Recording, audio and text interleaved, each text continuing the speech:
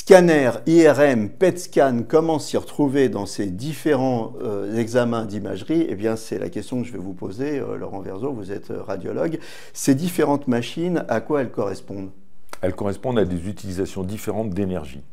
Pour réaliser une image, que ce soit une photographie à l'extérieur, il faut de l'énergie. L'énergie, quand on fait une photo à l'extérieur, c'est l'énergie des photons du soleil.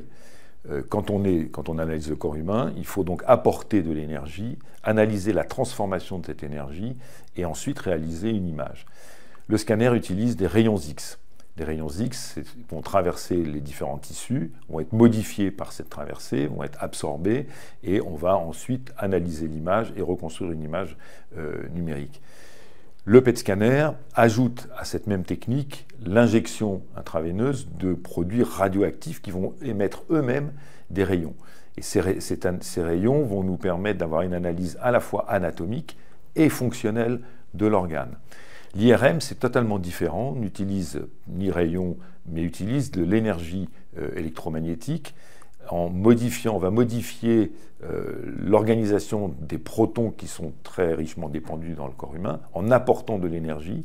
Et cette énergie va être restituée, on va perturber l'équilibre des protons.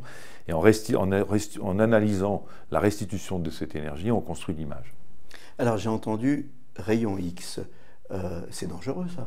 Les rayons X sont potentiellement dangereux, c'est pour ça qu'il faut les utiliser de façon adéquate et ne pas faire des examens dans n'importe quelle condition, donc en suivant des protocoles précis et en ne répétant pas inutilement les examens. Donc aujourd'hui, un examen d'imagerie, soyons clairs, si c'est fait dans les règles, ça pose aucun problème. Ça pose aucun problème si c'est fait dans les règles. Nos émissions vous plaisent, alors aidez-nous à faire grandir la chaîne.